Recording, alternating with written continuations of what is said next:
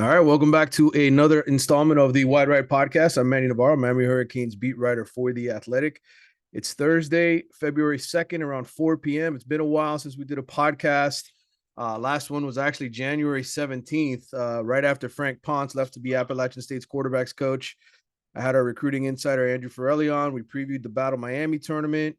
Cool event to attend. I got to see a bunch of 2024 and 2025 kids from Team Raw, Florida Fire, South Florida Express, guys that Miami's going to be on here in this next cycle.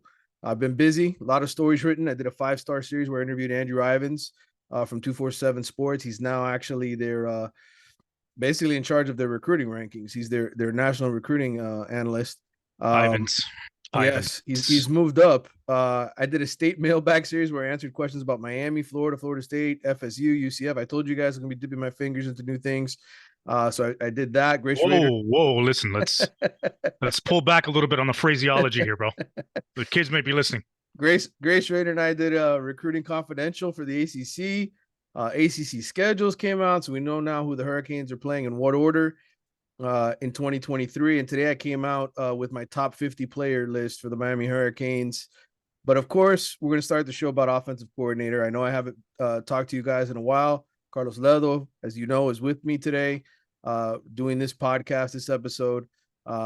Miami, as we told you many times and hinted at many times, was going to make a change at the offensive coordinator position with Josh Gattis.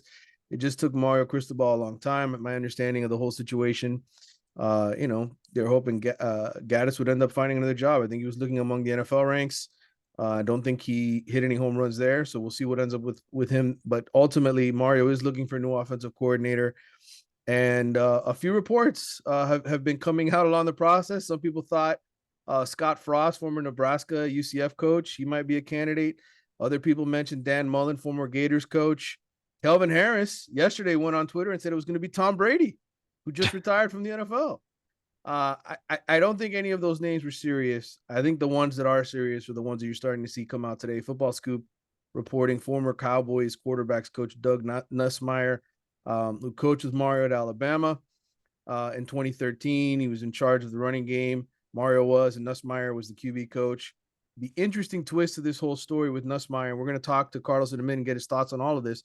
But the interesting thing with Nussmeier is he has a son named Garrett, who's a 4-star quarterback at LSU. He's the backup. He's played quite a bit in the 2 years that he's been there. As you know, Miami lost Jake Garcia to the transfer portal, left to Missouri. They've got 3 scholarship quarterbacks. Might be intriguing for Garrett Nussmeier to follow his dad to South Florida. I know this. I know the older Nussmeier interviewed with the Ravens today, according to reports. I think he's looking at the NFL first, but I think that might be a somebody that we have to, at least know his name in this process. Another interesting name, and Kelvin Harris actually mentioned this to me today when he was being serious and not joking about Tom Brady, was T. Martin, who is the Ravens wide receivers coach. I think T, he called plays at Tennessee. He was the assistant head coach there for a while. His son, Caden, plays baseball at the University of Miami. He's a true freshman. I know people were thinking maybe he plays quarterback at Miami one day. I think it makes sense that T might want to leave the Ravens, who, by the way, have to find a new offensive coordinator, which is why Doug Nussmeier was there interviewing. I think T might be interested in coming to be around his son more often, who'll be on Miami's campus playing baseball. So those two guys, I think, in terms of new names that have sort of emerged, I think make some sense. They've got NFL experience, got plenty of college experience. They've got play calling experience. All of those reasons, they're good names. Some of the old ones that we've heard, James Coley, Jason Candle, the Toledo coach, Marcus Arroyo, who was with Mario at Oregon, Joe Moorhead, who was with him at Oregon. Those are all names that I think are important to know. But I want to get your thoughts, Carlos, on what I've just spit out of my mouth because I was talking for a long time. Well, that's a good way to put it. You've dipped your fingers in things and you've spit things out of your mouth that you've placed in there today. So we're off to a good start. I think Nussmeier is an interesting name. He was the not just a quarterbacks coach at Alabama, but I believe he was the offensive coordinator there in 12 and 13. Let me double check my information, and that is correct. He was the OC in 12 and 13. In 2012, Alabama averaged 38.7 points. That was 12th in the nation. And in 13, they averaged 38.2, which was 17th in the nation. After that, he took over at Michigan as the OC, then Florida, and then ended up in the NFL. And I think Doug Nussmeier is a respected coach. He's a really good coach. Obviously, Nick Saban hired him to be the OC and the quarterbacks coach.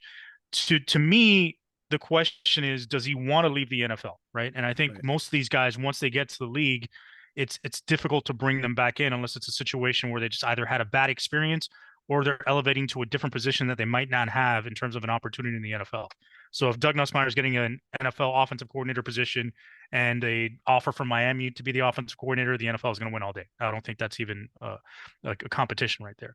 Hopefully, it plays out well. He maybe if he does land in Miami, we do bring over his son, which would be great to add another quarterback to the roster just to see the competition, to see what ends up shaking out there. I think more likely would probably be somebody like T. Martin, and I think it would be interesting to see T. Martin come over and be the OC here, and then maybe partner with someone else as a co-OC. One of my faithful followers, Dick Grayson, mentioned that as a possibility, having maybe Coley and T. Martin share the offense coordinator duties, one being the quarterback coach, one being the receivers coach, and being co-OCs. I think that'd be great because I think that would help in terms of opening up the offensive scheme, being a little bit more creative. Maybe, dare I say, check Coley a little bit in terms of the play calling in the system, in terms of the way he implements it, but also add the recruiting of Coley and T. Martin together, which I think they're both very good recruiters. And of course, Coley's respected as one of the best recruiters in the country. To me, I don't know how likely any of these candidates are because, as you know, Mario keeps all this stuff close to the vest. I really don't think Jason Candle is going to leave Toledo at this point.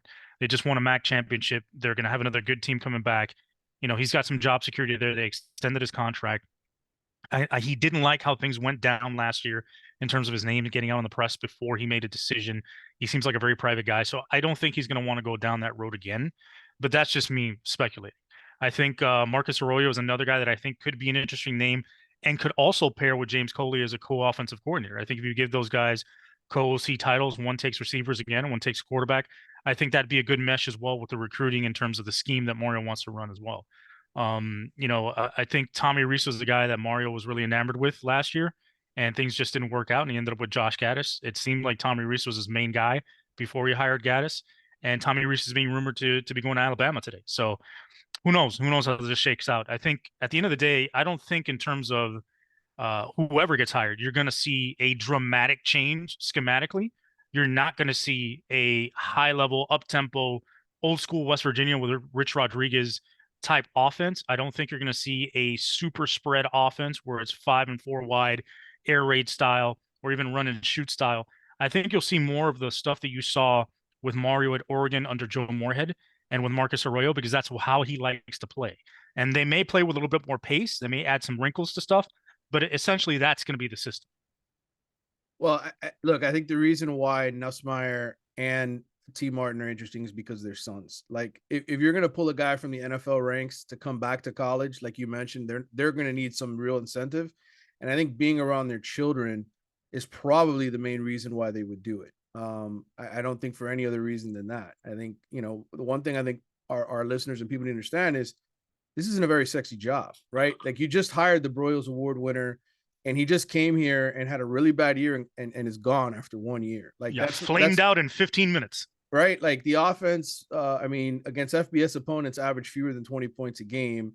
The guy who was here before, Rhett Lashley, he averaged 34 points a game both seasons he was on as coordinator. As my messages are going bananas here, I got to see what I'm being messaged. But essentially, like, I just think, one thing I would take away is I hope whoever Mario hires as coordinator, and I made this point on the Big O show earlier this week, it's got to be a guy who runs a more simplified offense for the players than it is just a guy who's going to have a complicated, hey, this is going to take a while for us to get type of offense. And why do I say that? Well, because I spoke to some of the players, Carlos. I spoke to some of them, asking them, guys who played in both Rhett Lashley's system and played for our boy here last season, and I got some interesting responses. I one of them that I actually used in my story today that came out ranking the top 50 players, and I'll read the quote to you. But essentially what it says is this.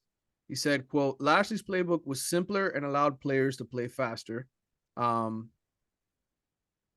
I just don't think Coach Gattis' playbook was set up to be successful in 1 year.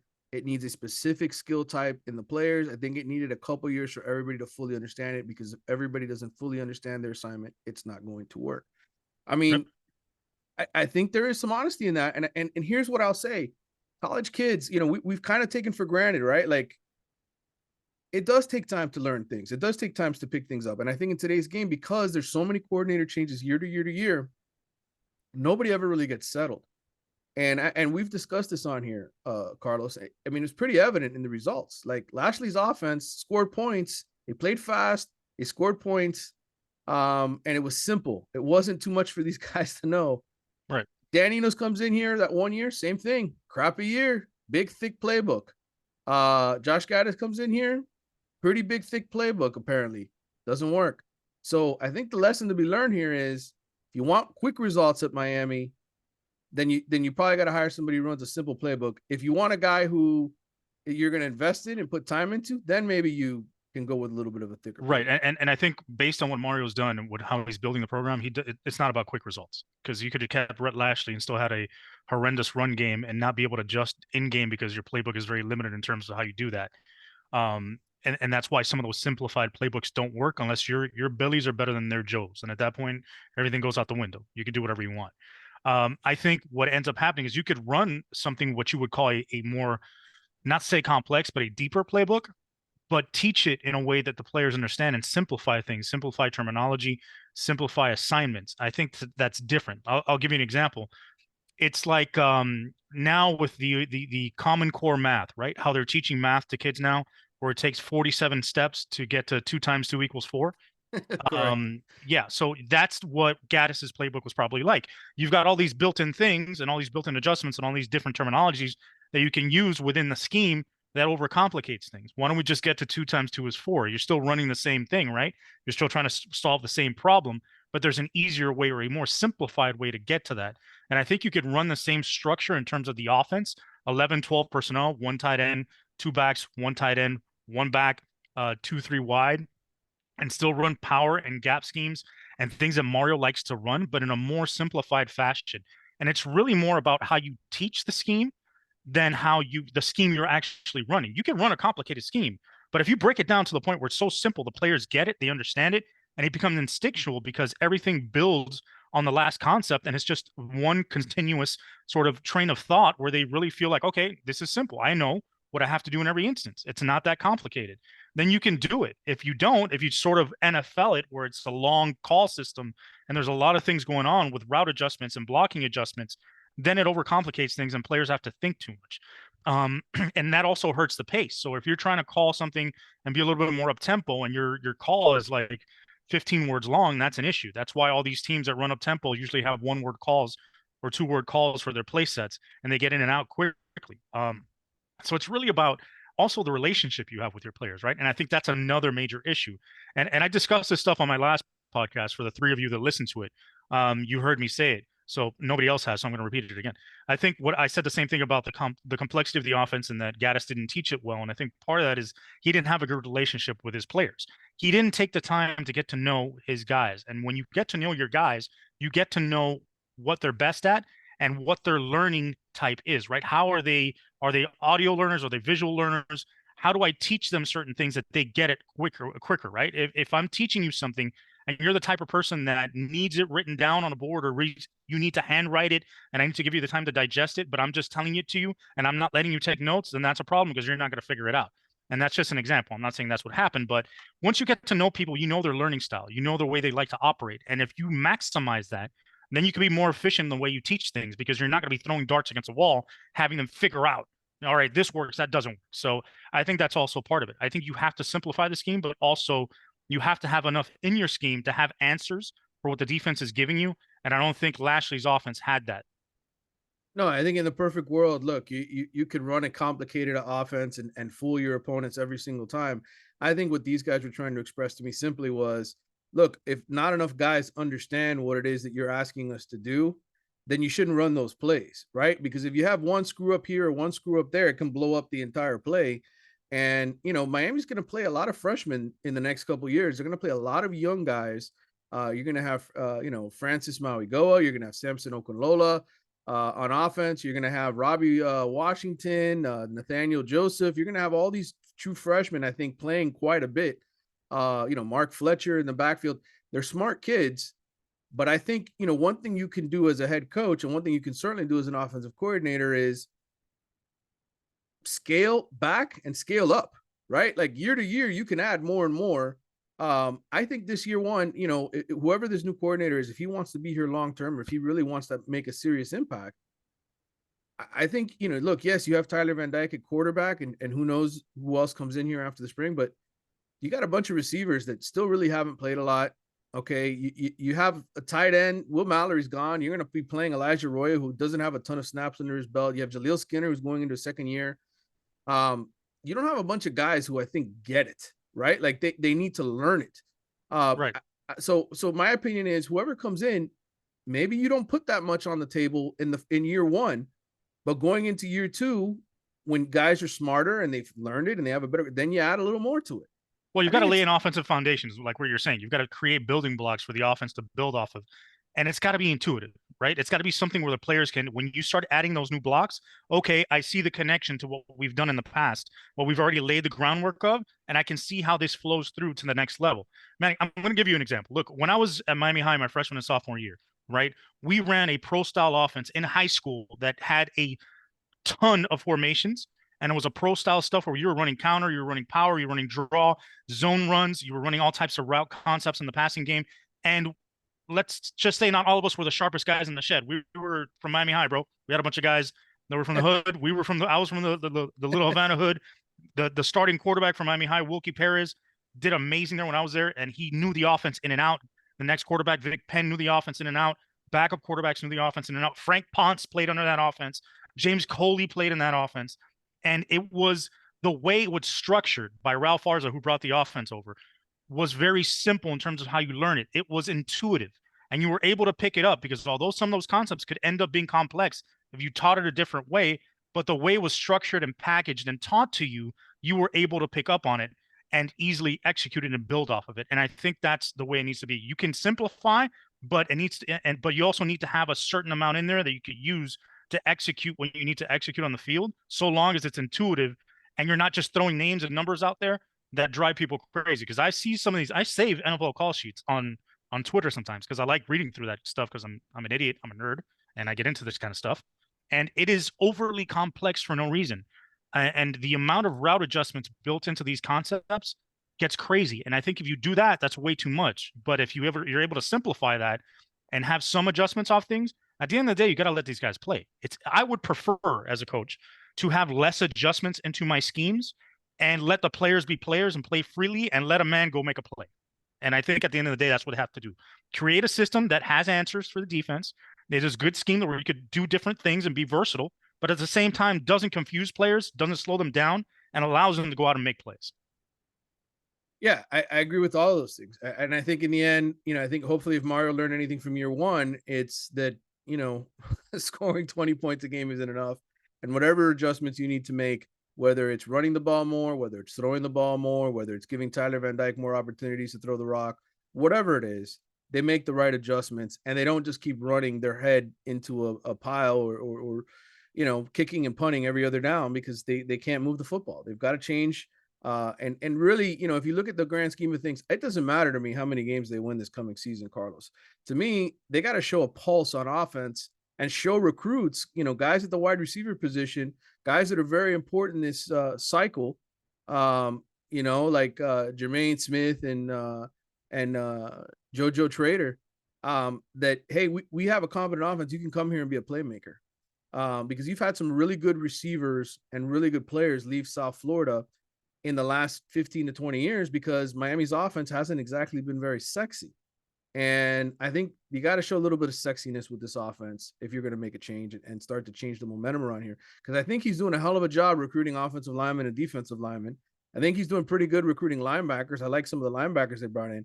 But you look at the skill positions, receiver, quarterback, those are areas you've got to hit on. Yep, absolutely.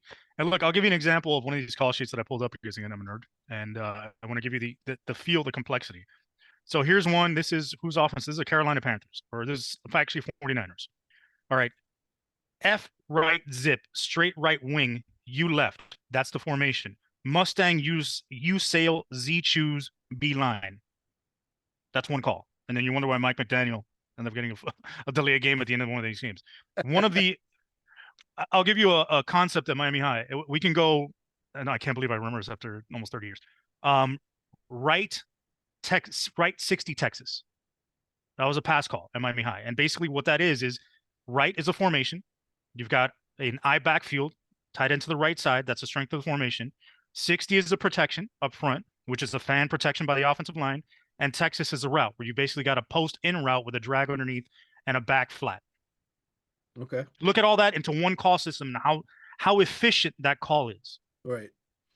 Well, and that's important, because yes, it's on the players to learn the plays. I get it. I know some of you are listening. They should screw that. You're in college. You want to make the NFL. You got to learn this. You're going to go to the NFL. You got to learn this. Sure, but all of you are rooting for Miami to win games and not go 5-7 and not average 20 points a game. You should probably make the system a little easier to comprehend. That's Yeah, all I'm saying. absolutely. That's all I'm No, saying. we're saying the same thing. You're Yeah. just saying it one way, I'm saying it another. Yeah. You say tomato, I say fruit salad. So Miami's recruiting class finished 7th after losing Cormani McClain. He ends up flipping and signing with Colorado.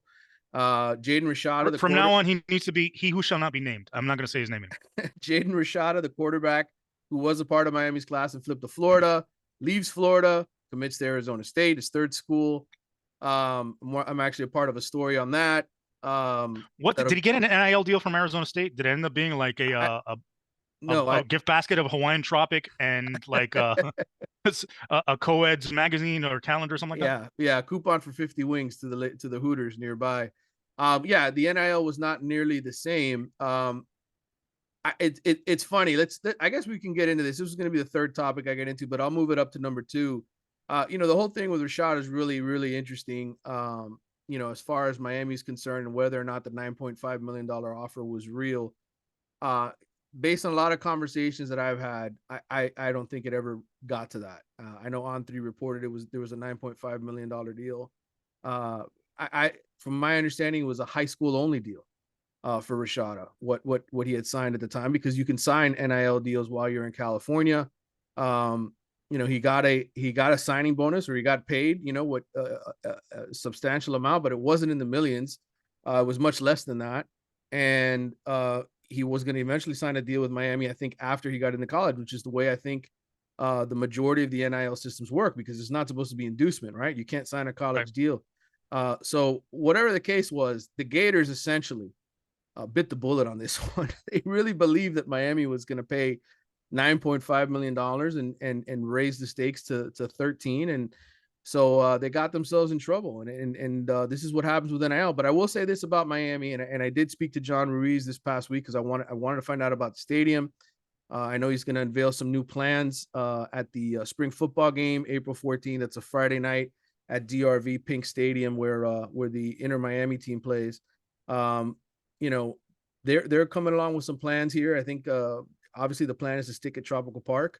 I know the Hurricanes are under lease through 2032, but I think that he's moving forward with this, and we'll see if at some point it becomes much more tangible. There's a lot more steps to go, but as far as unveiling actual plans and what it might look like, I think we'll get a chance to see that at the spring game. Another thing I learned from my conversation with Ruiz this week is, it's not just him, Life Wallet and Cigarette Racing, that's pouring in all this money into NIL anymore.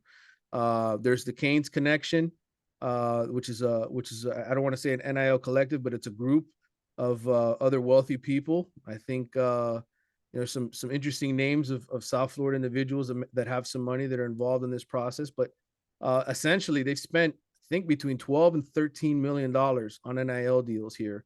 And Nigel Pack was the highest paid, the basketball player that Miami got from Kansas State. He was the highest paid. Now, of course, you've got the Cavender twins, and you've got some elite players that Miami has signed in football here in the last couple of months. So I think that it's a good sign. Like, I think there was one concern, Carlos, for a while. Like, man, when does Ruiz get bored of this? When does he stop spending all of his money?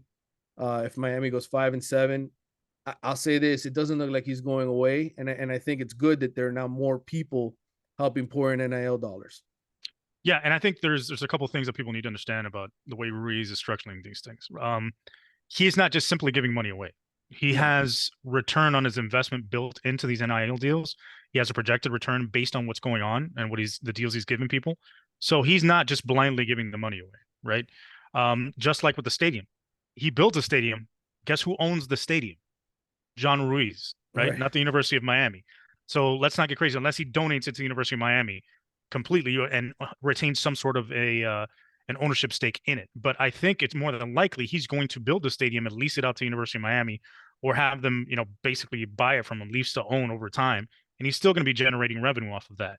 And during the off seasons, he's the one collecting that revenue. Then when there's events that are not, University of Miami football related, which there needs to be, because if not, then that stadium is just not sustainable. The other thing is, I think the stadium, no matter how quickly it comes along, let's say plans were approved tomorrow, it's probably going to take at least 3 years to build, Hmm. maybe 5, depending on how long the process is to get all the approvals. So at that point, now you're down to, let's say it's 5 years, down to just 2 more years left on that Hard Rock lease. And at that point, it's a little bit cheaper to get out than it would be today, right?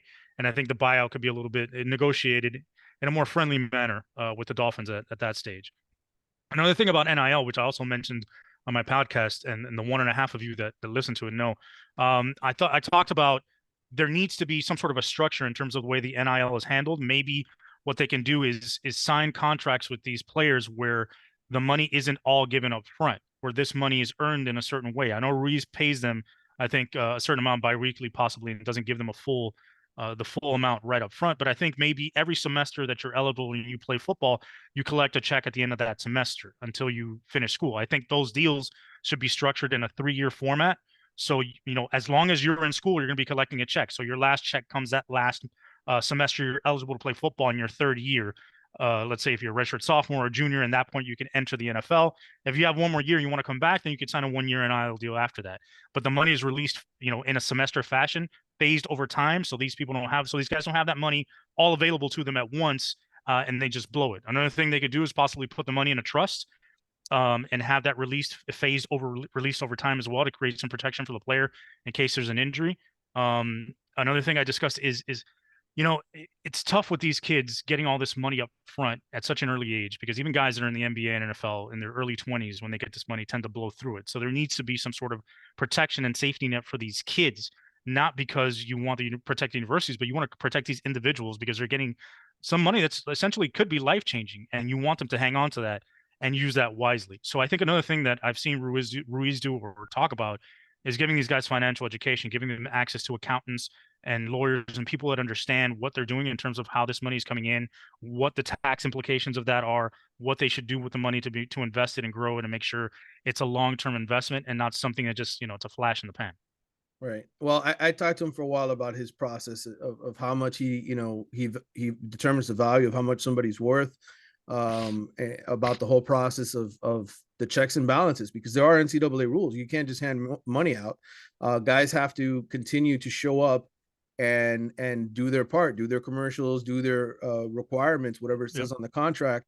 And I know with Rashad in particular, he was supposed to come and film a commercial the week of the Miami Florida State game, didn't show up, didn't do that, and it was a breach of contract, and Didn't in get the paid. end, didn't get paid, and that was it. And he ended up flipping to Florida, I think a week or two later, announcing it anyway.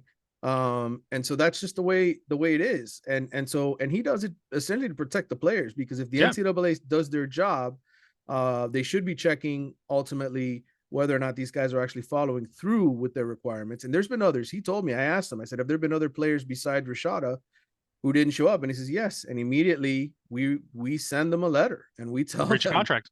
breach of contract. And you have 2 days essentially to respond, and they stay on top of them. So I think this guy goes about it the right way, the legal Yep. way, the way it's supposed to be done. He invests a lot of money into it, and now he's not alone. There are other people, other millionaires, billionaires here in South Florida that are part of this, which is encouraging. That's the part I wanted to share more than anything with my listeners here. So the other thing I think you could do is, going back to the Rashada thing, I think to protect players as well, you know, when a player signs a contract for $13 million, they don't really know if this collective has the money or not, which is what ended up happening with Rashada, right? I think Mhm. to be able to show good faith, much like when you buy a home, that money should be placed in escrow and the player should receive confirmation of funds before the contract is executed. And then whenever he meets the conditions of being able to finally collect on that contract, then that money is released to him. So it should be a situation where at minimum, these collectives or whoever's giving this money should be placing this money into an escrow account so players could see that it's there and not be induced by something that at the end of the day isn't even there, isn't even available. Really important.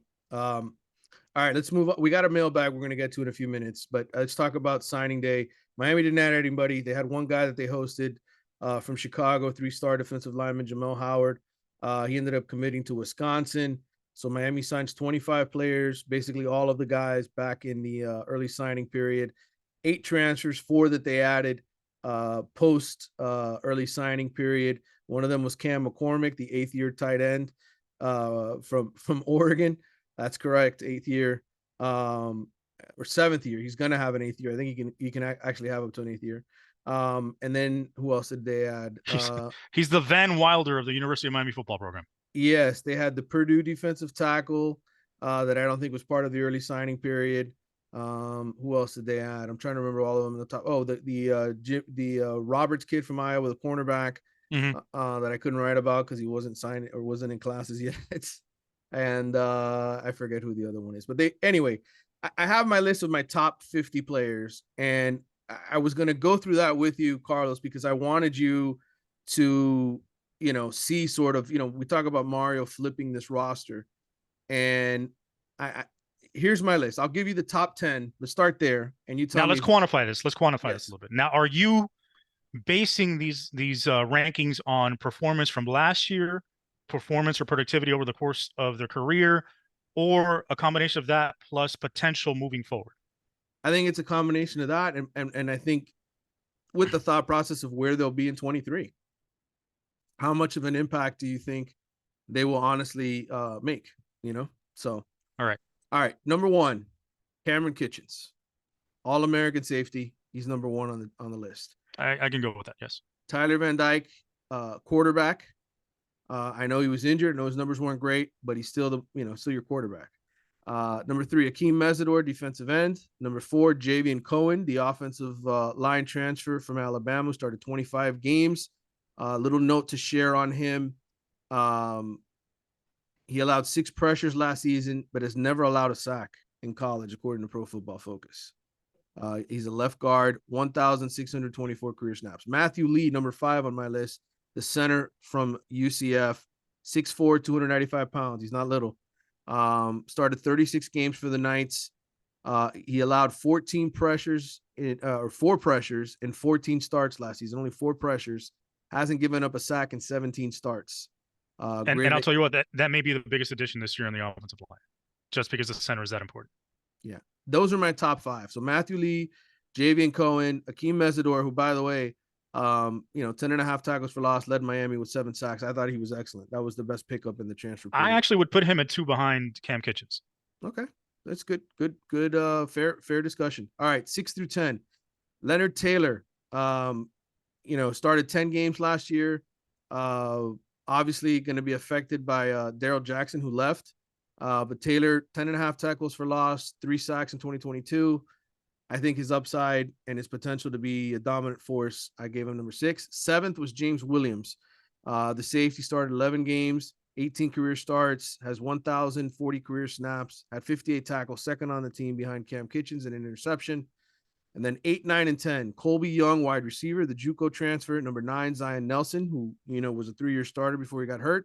And then 10th, I had Wesley Basainth, the linebacker from Miami, who started the final 3 games of the season. Any conflicts there? Any guys you don't think are top 10 worthy? That's tough to say. I think Basainth at 10 is really important because he's going to be, I don't know if he's going to be on that top 10 level, but he needs to be if the Hurricanes are going to be good. He's a really good player. Can he make that jump as a sophomore? And it all depends also on who he's got playing next to him and who he's got playing in front of him at defensive tackle. So that's going to be a big question mark as to how that happens. And speaking about defensive tackle, I think this is a year. This is, Leonard Taylor's 3rd year. The one word I think about when I think about Leonard Taylor and James Williams is consistency. I think that's the one thing they lack to be able to make that jump to All-American for the 2 of them. They need to be consistent, game in, game out, snap in, snap out. And if they do that, then we have a great chance of that defense being a hell of a lot better this year. So I'm good with your top 10. I don't have any pushback there. I'm not thinking of anyone off the top of my head that I think should probably slide in there ahead of some of those guys. Well, here's the list of the next 10, and you can tell me if I'm wrong. Devontae Brown had 11. He's a cornerback, UCF transfer, 31 game starter, 1,800 snaps. So he comes in and he's essentially DJ Ivy to me. He's got to replace DJ Ivy, Tyreek Stevenson. Number 12, Xavier Restrepo. I think when he's healthy, has a full healthy season, I think he's probably the 12th best player on your team, your lead slot receiver. 548 career snaps for him. He's had 21 catches for 240 yards and 2 touchdowns last year. Jafari Harvey, over 1,100 snaps. He's a 14-game starter in his career, second on the team with 5.5 sacks. I think he's borderline your second best pass rusher behind Mesidor. The guy right next to him or right behind him on my list, Nigel Lee Kelly, who didn't make any starts last year, but had 4 sacks and 15 pressures and only 100 and I think 86 or 83 snaps. He's the guy that I think makes a big jump this year and potentially could be a starter over Jafari, but a guy who I think is very much used and effective. Yeah. I think at this point, you know what Jafari Harvey is, right? He's been in the program for a long time. He's had a ton of snaps played, and this is who he is. We've expected an explosive pass rusher, and we've gotten an okay one. He hasn't been great, but he hasn't been bad. He's been good. He's been okay. I think the potential with Nigel Lee Kelly is to have a huge disruptive force at defensive end. And if he gets more snaps and plays with Mesidor at the same time, I think it could be very dangerous. All right, 15 and 16, the 2 defensive line transfers. Branson Dean from Purdue, who's a 6th-year senior. He's got close to 1,600 career snaps, started 26 games. Boilermakers were the division champions in the Big Ten, so he's only 6'2", 280. He's not a big physical 6'6", 330-pound presence, but 28 tackles, 4 for loss, 2.5 sacks last year, and a guy that I think is probably going to slot in at the starter next to Leonard Taylor, but we'll see what happens through competition. If it's Jared Harrison Hunt, if he's healthy enough to do that. Thomas Gore is interesting. He's kind of like an Antonio Moultrie type, 6 foot, 270, Georgia State transfer. Started 15 games for the Panthers, was an all Sun Belt selection in 2021, 38 tackles, 8 for loss, 5 sacks, 2 forced fumbles this past season. He's got 11 sacks in his career. Again, another older defensive tackle. Mario did this last year. He went out and got them. Some of those guys worked out. Some of them didn't. 17, 18, 19. Well, let me just go to 17 and 18. 18, I have Jared Harrison Hunt, who we've already talked about. Jalen Rivers, I have at 17. He's the, I thought he was going to be one of their best offensive linemen. Unfortunately, he's dealt with back-to-back season-ending injuries in the middle of the season. This year, and even when he's been in there, he hasn't been excellent. He's been okay. He's been average according to Pro Football Focus. Yeah. 13 pressures and 2 sacks last season that he allowed in those starts. So I think he's probably your swingman on the offensive line if Francis Mauigoa and Samson Okololo are as good as advertised, the 2 5-star recruits that they have. I've got Francis at number 20.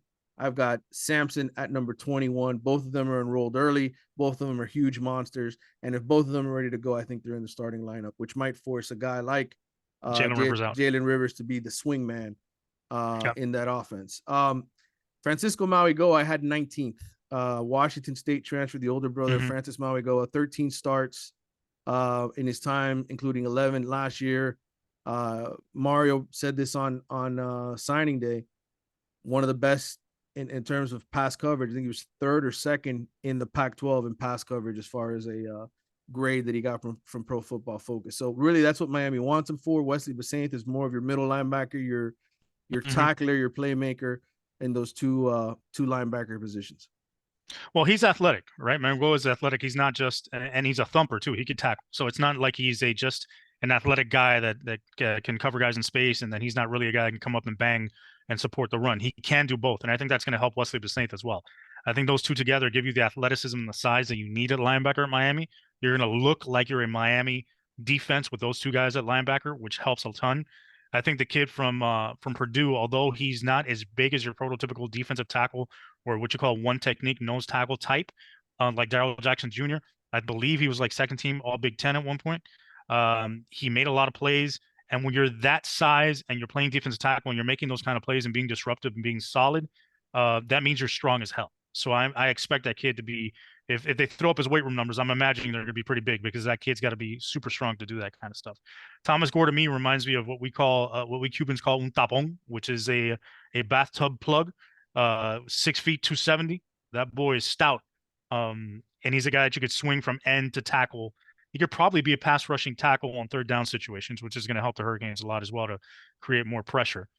I think on the offensive line, I truly believe maybe Jalen Rivers might be the odd man out because I think Francis Mauigoa might be the truth, and he's probably going to start right from the get. I'm a little bit more cautious about Sampson just because of the competition he played in Massachusetts. But if he's able to get up there and hang and adjust quite quickly and get stuff get his feet under him during the summer, because I don't think it'll happen during the spring after a full like complement of 6 months in the weight room, then who knows? I think Jalen Rivers will be that sixth man coming off the bench, and you'll have a bench of essentially Jalen Rivers and Cooper, Lawrence Seymour, and whoever else we have out there.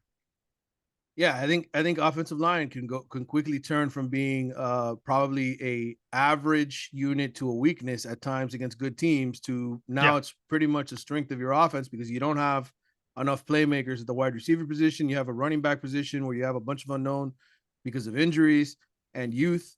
I think the offensive line and the quarterback might be the strengths of this team because I'm yeah, assuming Tyler Van Dyke's going to regain his form. I still believe in Tyler as a quarterback. I and still it's going to look like a real Power Five offensive line now because before you had DJ Scaife at right tackle because the injury to Zion Nelson, and now you're going to have possibly potentially Francis Mauigoa at left tackle or right tackle along with Zion Nelson, which are two huge guys. You're going to have Cohen at guard. You may have Samson Okunlola bumped into guard if he earns a spot on that starting rotation, and you get the center from UCF. So it's going to look like an offensive line that's built to play Power Five football, which is going to be a huge difference. Now there are only 3 freshmen that I put on my top 30 guys that I think will start and be a part of the rotation. Maybe not from day one, but certainly early on. I put Ruben Bain at number 22. I think he's built unlike most defensive linemen Mm-hmm. who come to Miami. You saw Nigel Kelly last year. He's 6'4", 240 come in, and he had a roll off the bench. Ruben Bain is a guy that at 6'2", 250, really 260 pounds by the time the season rolls around, you can kick him inside and have him just be a force, or you can put him out on the edge and have him do the same thing. I think, Ruben told me he's essentially going to come in and play the same position Akeem Mesidor does, Yeah. which is at that strong side end. And I think you're going to see him be a heavy part of the rotation. Mesidor is always dealing with injuries. He's always sort of banged up, always got something wrong with him at different points, shoulder, whatever it is. This is the way you keep him healthy by having Ruben Bain play a lot. So I think Ruben will be in a big part of that rotation.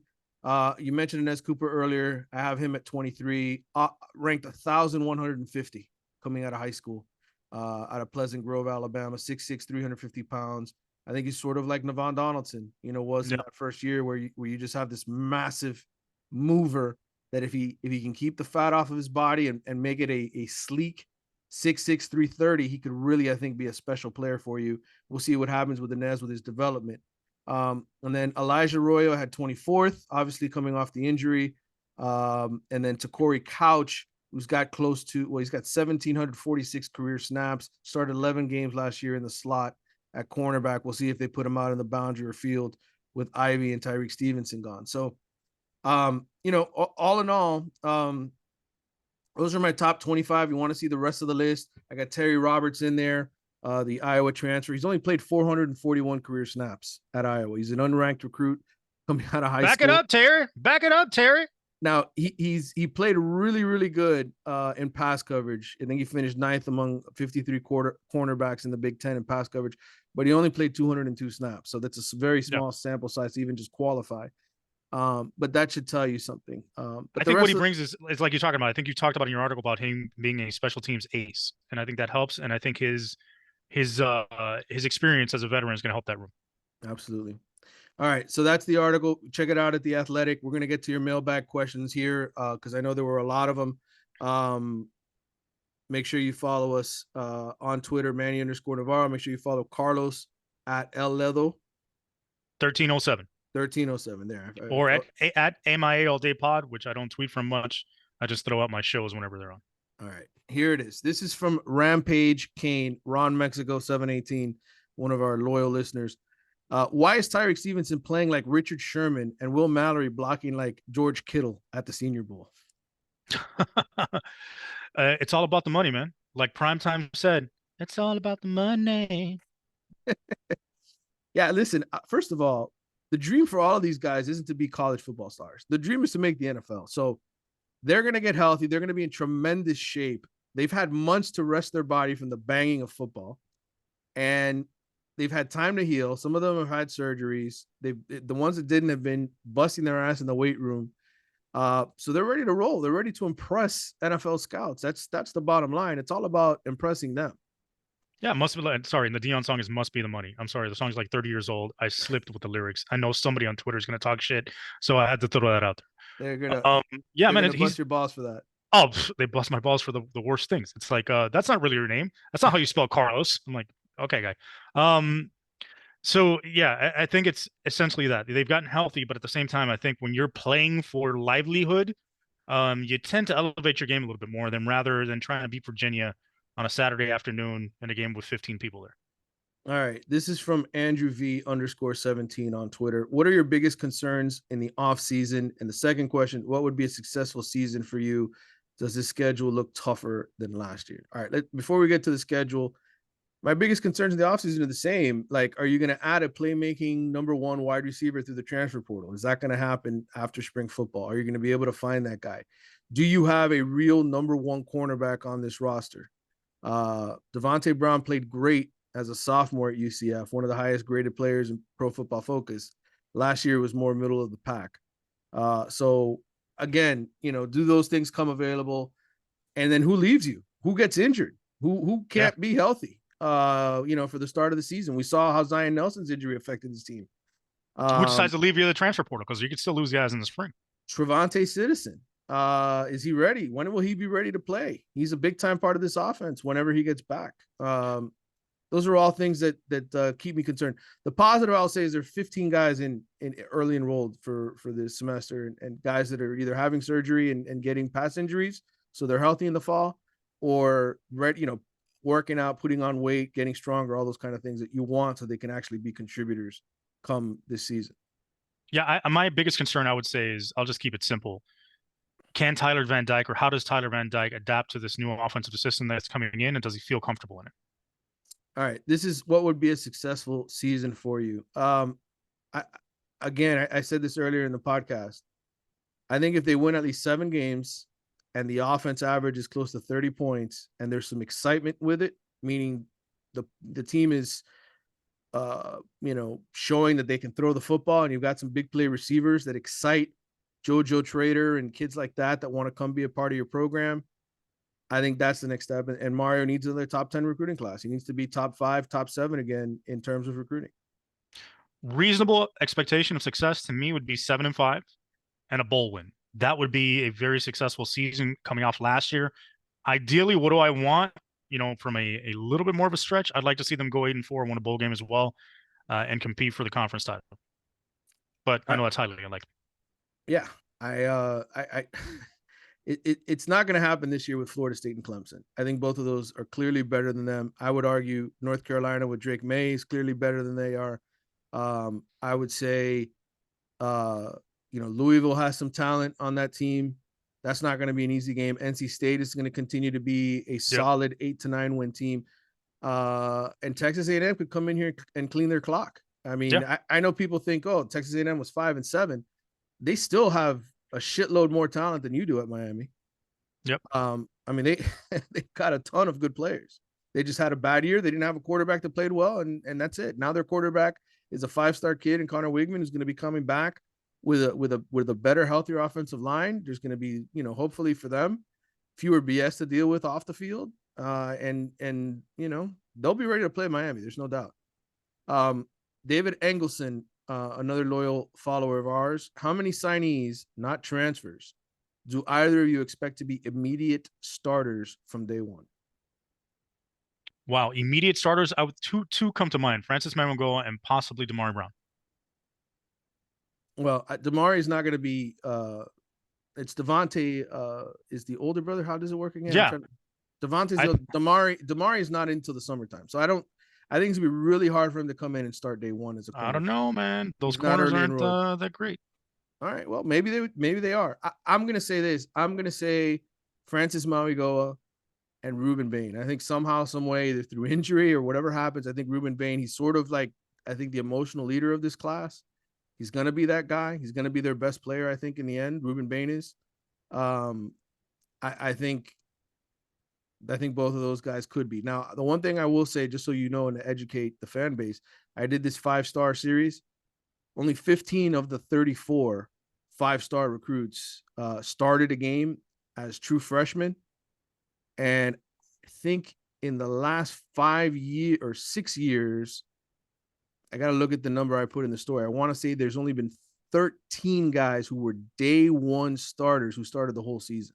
So out of all those 5-stars, which is well over 100 when you combine from 2017, 2018 on, there's only been 13 guys that were day one, quote unquote, day one starters. So the list isn't very long. Yeah, not easy to do. It's not easy to do, to come in and start every game as a true freshman. All right. Let's see here. This is, if you could pick one player, this is from, oh no, sorry, I skipped down a little bit. This is from Rand Carlson on Twitter. Over under odds on Miami hiring an OC by February 10th. It's a week from now. Yeah.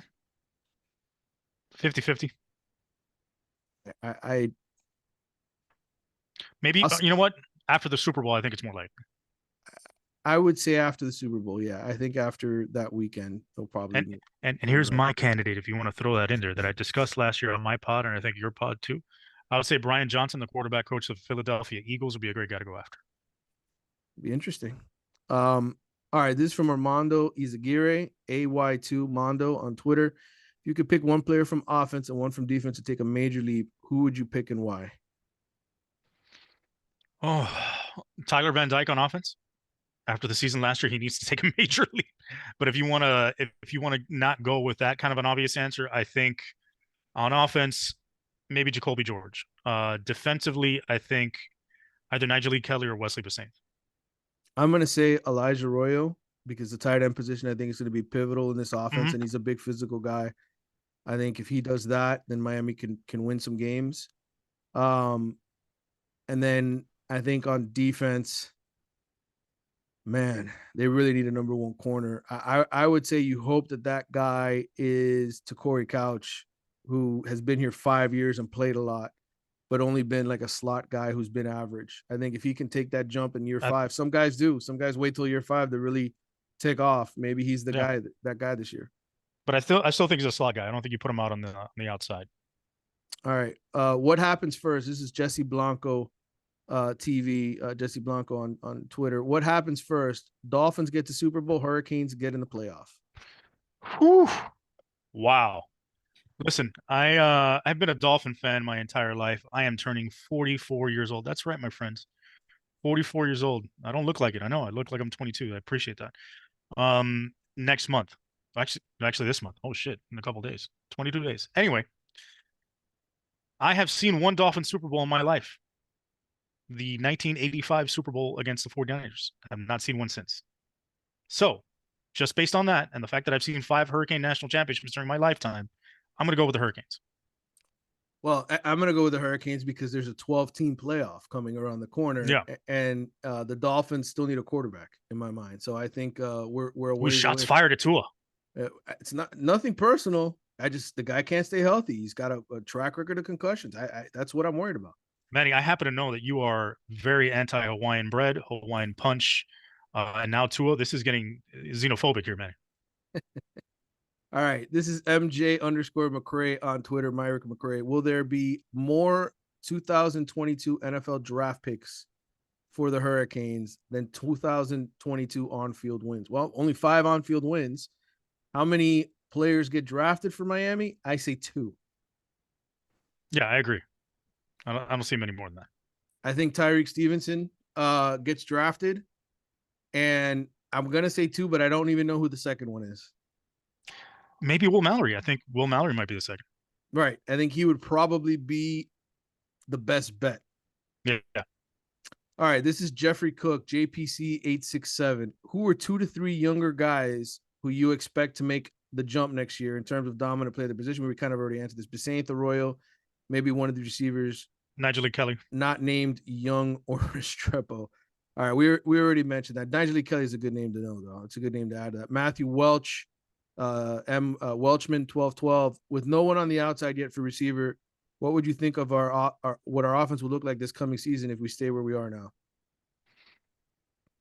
It depends on who the offensive coordinator is.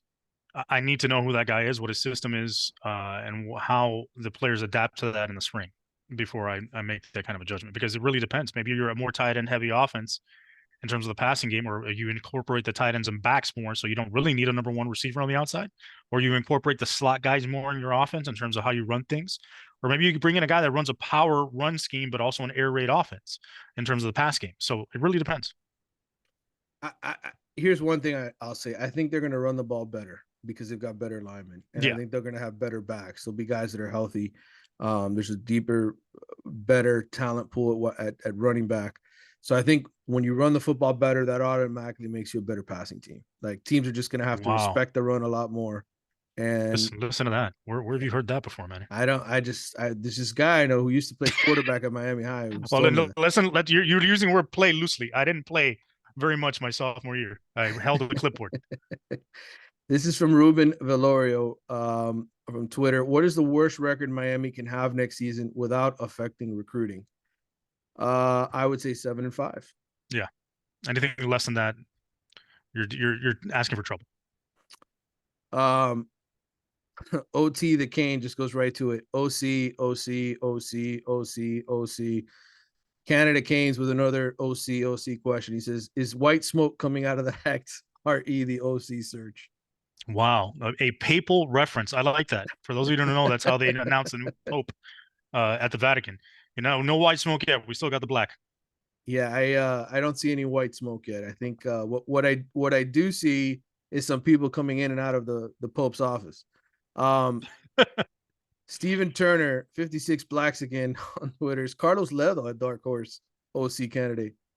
Yeah, let me tell you, so dark, in fact, that you can't see me. You won't see me in the interview process.